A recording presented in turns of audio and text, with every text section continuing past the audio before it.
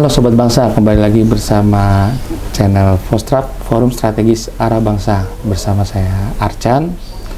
Dan kali ini saya sedang berada di Kota Bogor. Tepatnya di Bogor Barat. Di jalan apa teh? Cilubang Nagrak Setu Gede. Cilubang Nagrak Setu Gede bersama Teh Indi selaku penggiat budaya sekaligus founder dari Sanggar Gandes Pamantes.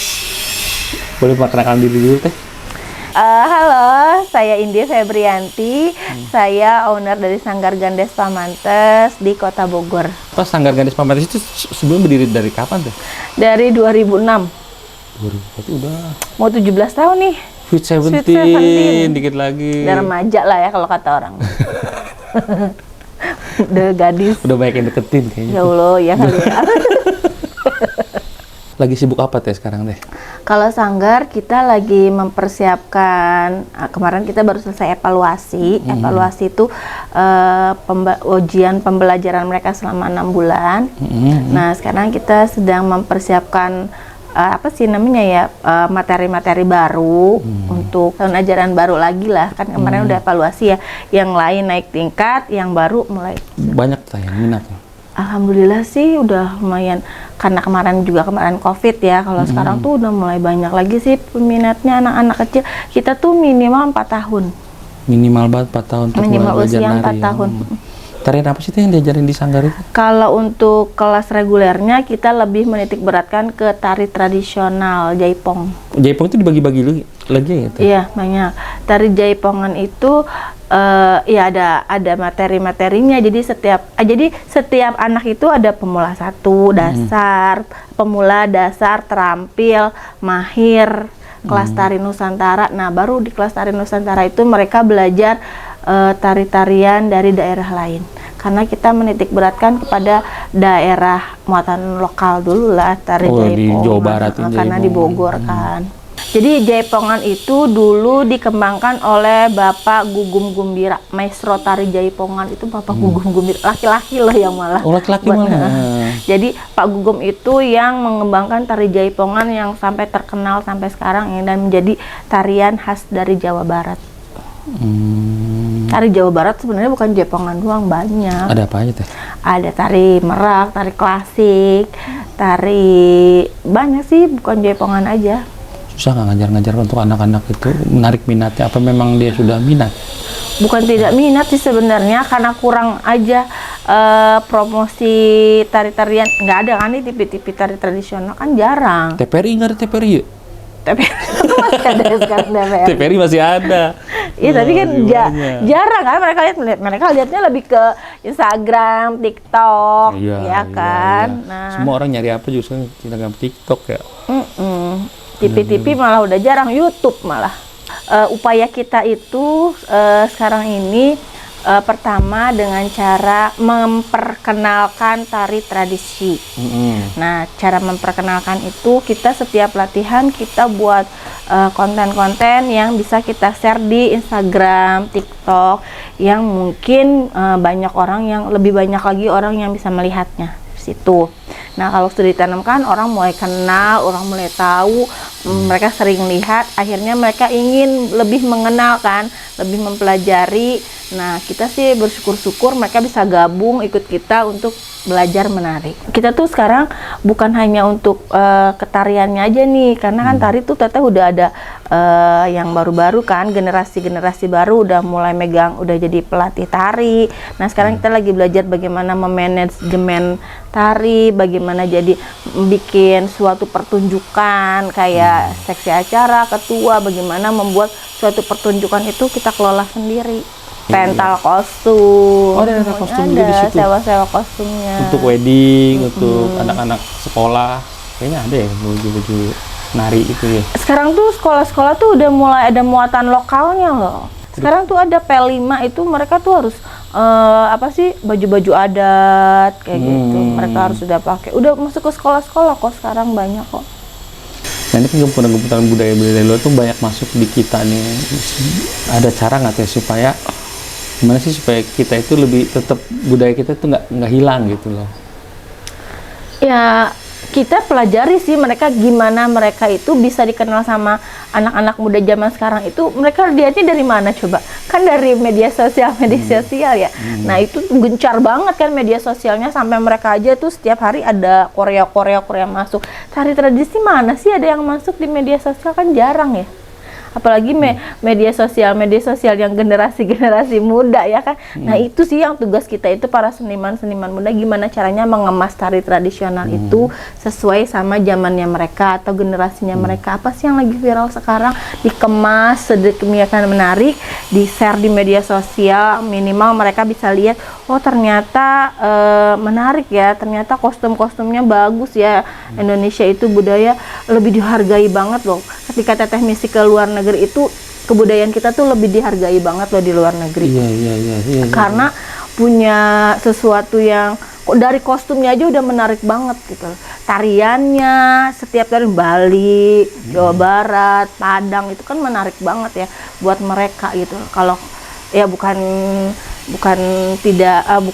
menjas anak-anak generasi muda kita nggak peduli sama tradisi, tapi sepertinya kalau menurut Teteh sih kurangnya pengetahuan mereka ya, atau kurangnya apa sih promosi untuk tari tradisi sih.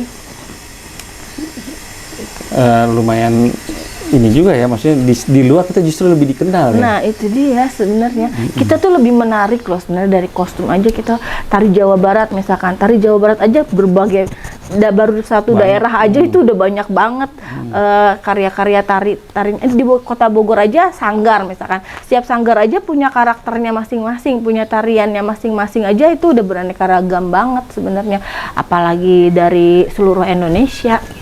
Kalau Teteh juga kan berinteraksi nih sama anak-anak itu, pernah nanya nggak sih apa sih yang bikin kok mereka lebih suka keluar ngeliat yang di luar gitu, sedangkan yang di luar aja suka sama budaya kita?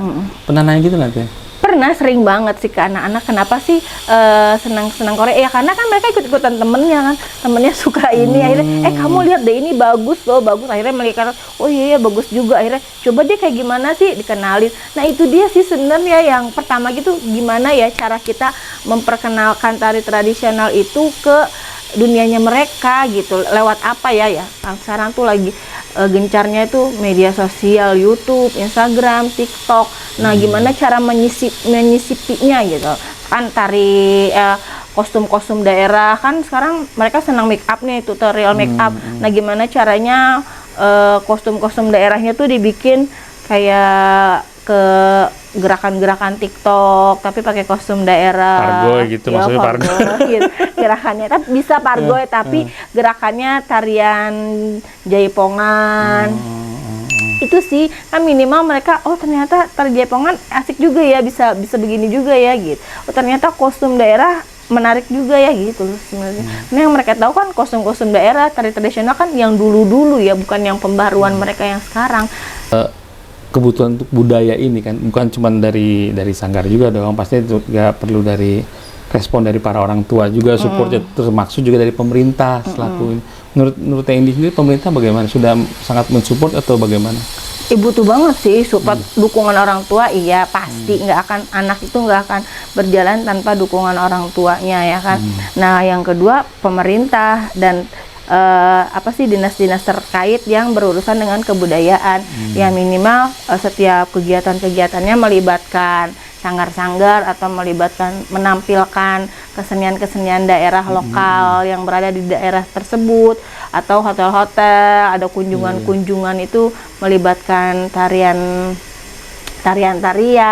atau musik gamelan. Jadi kan seniman yang ada di situ juga otomatis kan terus berkarya, terus menampilkan apa lagi ya gitu. Jadi dulu itu kita pernah ikut lomba tari kemasan di Kota Bogor.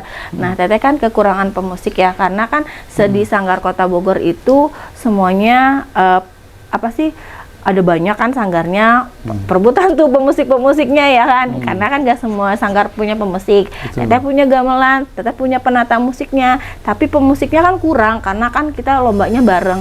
Akhirnya Teteh tuh pakai anak-anak Karang Taruna di tempat di sekitar Setu Gede. pakai anak-anak Karang Taruna, kita rekrut, kita ajarin, kita persiapkan, akhirnya mereka bisa, dan kita juara loh waktu itu, juara 1. Jadi nggak ada yang nggak mungkin ya gitu loh, kalau kita memang berlatih, kita mau berusaha, itu bisa. Padahal itu cabutan semua. Cabutan semuanya, dan mereka tuh sama sekali. Tapi mereka memang pengen, aku pengen belajar gamelan, dan mereka memang peka musik, karena mereka memang sering ngeband kayak gitu-gitu. Cuman mereka belum pernah tuh main gamelan. Nah, mereka diajarin, akhirnya mereka bisa. Yang ngajarin siapa tuh? Ada Kang Eman namanya, seniman Kota Bogor juga. Oh, memang udah seniman. Memang seniman, memang penata musik. Nah, terus berikutnya lagi kita bikin sesuatu yang baru. Apa ya, jangan pakai gamelan terus. Karena waktu itu kita mau helaran. Nah, helaran itu butuh musik yang gampang untuk berjalan. Kalau pakai gamelan kebayang kan harus pakai gerobak, didorong-dorong, berat ya, apalagi gendang, susah kan. Lagi pula bunyinya juga kalau sambil jalan nggak akan seimbang. Nah, akhirnya kita berpikir apa ya. Nah, tiba-tiba di sanggar itu kita lagi latihan, ada yang lewat. Nah, itu mereka ada angklung Banyumasan, ngamen-ngamen gitu loh, anak-anak muda. Ngamen pakai angklung, terus mereka diem tuh di sanggar. Akhirnya kita suruh masuk, kita tanya-tanya mereka belajar musik ini dari mana. Mereka belajar otodidak, katanya belajar musik otodidak teh katanya. Tapi mau belajar musik pengen ada yang ngajarin katanya. Ya udah, akhirnya Teteh bilang waktu itu kita ada acara Hari Jadi Kota Bogor. Mau nggak musikin tarian kita? Mau Teh, tapi kita nggak bisa kalau buat nata garapan tariannya. Mereka bisanya musik-musik jadi yang dangdut kayak gitu-gitu. Oh oke, nanti Teteh cariin penata musiknya. Kamu mau ya ngiringin kita? Iya mau Teh. Itu sesuatu yang baru banget sama kita. Itu sesuatu yang mereka mau, terus mereka juga ternyata mereka semangat tuh karena ngiringin tarian kita kan. Akhirnya kita sampai sekarang masih sama mereka. Kayaknya dia punya YouTube juga deh. Punya, dia YouTube-nya rame loh. Iya, makanya saya bilang lihat. Cuman begitu mungkin belum rapi banget, tapi saya masih belajar. Ternyata juga kasih gimana caranya bikin seragam yang bagus. Mereka sekarang udah sering ngisi-ngisi di hotel-hotel loh. Oh, udah, tapi tetap bisa ya, nggak bareng gandes ya? Enggak, tapi karena kan Teteh nggak terus-terusan pakai musik itu juga. Kadang-kadang hanya event-event tertentu aja yang kita bisa melibatkan mereka. Tapi seru sih, jadi ternyata kita tuh butuh kolaborasi loh buat jadi sesuatu yang baru, dan kita nggak bisa, Teteh sadar kita nggak bisa bergerak sendiri loh, kita butuh kolaborasi dari yang lainnya, jadi sesuatunya lebih menarik, lebih berkemas. Juga sekarang kan eranya kan udah era kolaborasi, anak-anak muda ini sekarang. Anak-anak mudanya juga lebih kreatif mereka, lebih inovatif, membuka wawasan baru. Itu sih sebenarnya, kita jangan terkungkung sama yang itu-itu aja gitu loh. Nah, mungkin dari karakter-karakter budaya ini kan bisa lebih diajarkan juga kan, adab-adabnya itu. Iya, itu dia sih, mesti dirangkul akhirnya. Terus kita juga nggak bisa memaksakan konsep, kita diskusi sih sebenarnya maunya kayak gimana, kita maunya kayak gimana. Terus kita kasih gambaran kayak gini bagus tuh gitu loh. Kadang kan mereka juga butuh, ya kadang kan yang namanya anak-anak zaman sekarang kan memang perlu dorong ya, apalagi yang generasi strawberry. Apa sih yang generasi strawberry sekarang ya? Gampang menyerah gitu loh maksudnya ya. Kalau kita dorong juga bakal melenceng, terlalu kita tarik, jadi ya harus tarik ulur ya. Terus mereka itu sekarang gampang mencari informasi. Betul. Mencari informasi, jadi seolah-olah udahlah tinggal nyari di Google gitu kan, mau nyari apa-apa. Kalau dulu kan kita nanya ke orang lebih tua dari kita. Kalau sekarang mereka lebih cepat banget dapat informasi, ya kan, mencari informasi. Susah. Malah tawan mereka malah sekarang. Balik lagi ke sanggar teh. Nah, kalau di sanggar ini rencananya itu kan tentu pasti rencana dong, selain kita selain kita membahas budaya, harapan Teteh itu untuk pemerintah itu bagaimana Teh? Mungkin bisa selain merangkul ya, mungkin bikin apa ya program-program kedepannya, apa sih yang menurut Teteh bisa kita sebagai penyebatan untuk kontestan?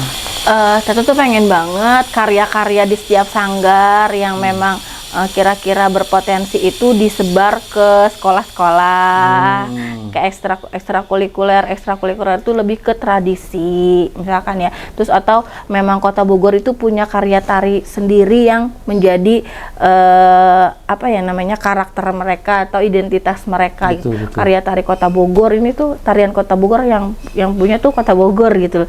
Nah, itu disebar, dipelajari sama anak-anak Kota Bogor tersebut gitu. Misalkan dimasukkan ke dalam muatan lokal setiap sekolahan seperti itu. Terus kedua, memberikan seminar-seminar atau pelatihan setiap sanggar. Jadi minimal punya karakter atau punya tariannya tuh yang memang ada sertifikatnya gitu loh, maksudnya sertifikat pelatih Kota Bogor tuh tersertifikasi lah ya. Seperti itu pelatihan tariannya. Terus sama ya memberikan ruang di setiap kayak di taman-taman Kota Bogor atau di Setu Gede itu kita ada tempat wisata namanya wisata Setu Gede. Nah, pengen banget ya tuh di Setu Gede tuh ada panggung terbuka yang bisa kita isi minimal seminggu sekali atau sebulan sekali. Ya intinya memperkenalkan untuk orang-orang di situ tuh ini ada sanggar tari loh atau tari tradisional itu menarik loh, bagus loh, dan anak-anak itu banyak banget keuntungan dari manfaatnya dari menari. Apa tuh manfaat dari menari itu? Imunitas tubuhnya minimal ya kan. Satu, terus karena gerak ya sama kayak iya olahraga kan, ya. kayak olahraga. Terus kedua, berorganisasi. Oh iya.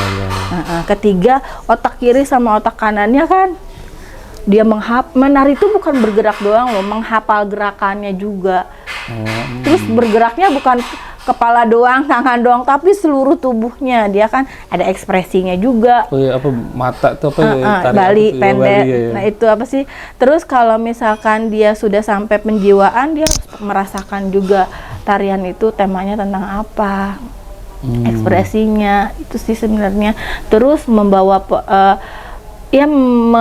itu kan bakat mereka juga. Kan ada yang bisa dia sampai ke Japres, masuk sekolah lewat jalur prestasi, itu juga bisa sebenarnya. Nah, untuk karya-karya tari yang sudah dihasilkan dari Sanggar Ganes Pamantest apa aja teh? Ada nggak teh?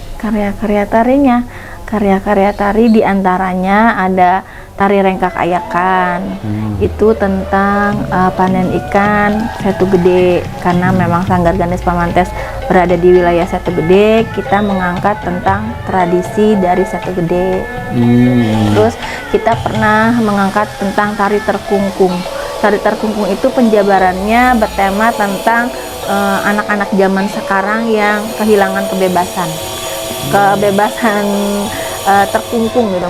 Mereka tuh kita itu menggunakan properti kurungan ayam. Nah, terus ada lagi tari Nyengcelak Puspaning Ati. Nyengcelak Puspaning Ati itu artinya berkilau dari hati, bercahaya dari hati. Itu menggambarkan tentang bunga teratai. Jadi bunga teratai itu meskipun dia berada di lingkungan yang kotor, tidak membuatnya menjadi kotor, tapi lingkungan kotornya itu yang diangkat tetap bercahaya gitu maksudnya. Tidak mempengaruhi dia menjadi jadi menggambarkan tentang bunga teratai di kebun raya Kota Bogor, tapi teteh kaitkan dengan kehidupan anak-anak zaman sekarang. Jadi ketika mereka berada di lingkungan yang kurang bagus, mereka tidak mengikuti lingkungan itu, tapi mereka malah membuat lingkungan yang bagus itu menjadi jadi mengikuti mereka, jadi positif gitu. Nah, nanti Nyengcelak ini bakalan tampil nih di festival buah bunga yang akan diselenggarakan oleh Universitas Pertanian Bogor, IPB. IPB di tanggal berapa tuh teh? Tanggal 23 September ini. Nah, terus ada lagi tari Sata Diwangkara. Nah, Sata Diwangkara ini tercipta ketika COVID. Jadi menggambarkan semangat ayam berkokok di pagi hari.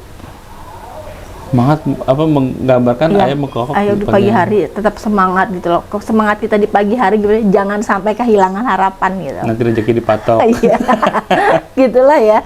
Nah, terus ada lagi tari topeng gengges. Nah, itu dulu menggunakan pakai topeng, menggambarkan anak-anak zaman sekarang, wanita, remaja-remaja sekarang yang gengges ya sih.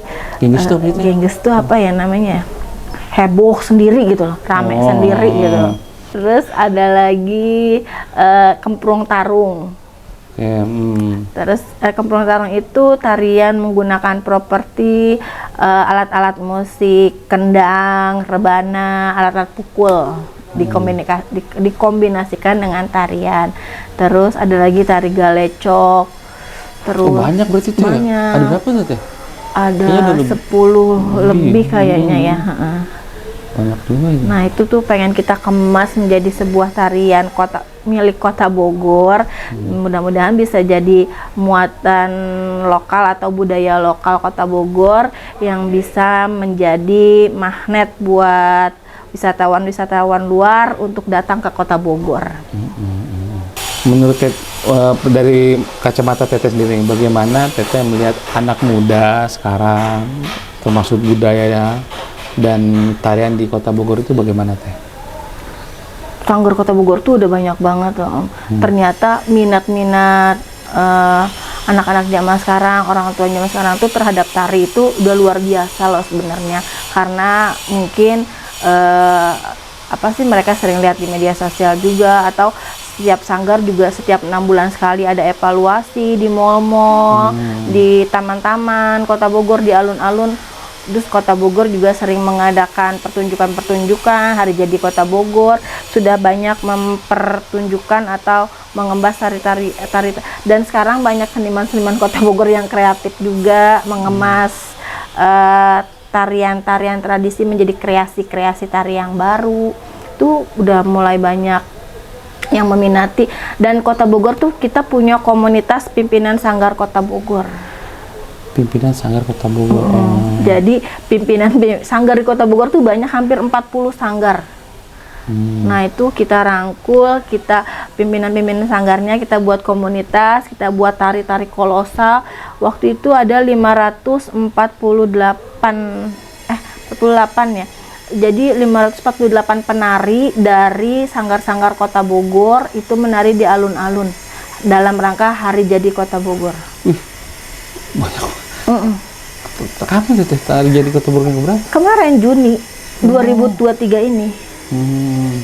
Jadi seru aja semuanya, itu seru banget. Itu banyak lagi nari. Iya, itu tuh dari anak-anak SD sampai dewasa. Kita latihan bareng. Bayangkan dari sanggar-sanggar semuanya, setiap sanggar itu mengirimkan beberapa penarinya. Kita latihan gabungan bareng selama 1 minggu itu setiap hari latihan. Ada kata-kata penutup Teh untuk anak muda dan budaya di Kota Bogor? Ya pokoknya untuk generasi muda, pertama kenal dulu sama budaya lokalnya, akhirnya mencintai dan bisa melestarikan. Syukur bisa membuat inovasi-inovasi baru yang kreatif dengan budaya lokal di daerahnya, sehingga menjadi sesuatu yang menarik, yang bisa disukai oleh seluruh orang Indonesia, khususnya menjadi menjadi daya tarik wisatawan untuk datang ke daerahnya. Baik Sobat Bangsa, sekian dulu dari kami. Jadi seperti yang Teh Indi bilang tadi, di era globalisasi seperti ini dan banyaknya gempuran-gempuran budaya dari luar masuk, kita harus tetap cintai budaya kita sendiri. Oke, sekian dan terima kasih. Sampai jumpa di podcast berikutnya. Dadah.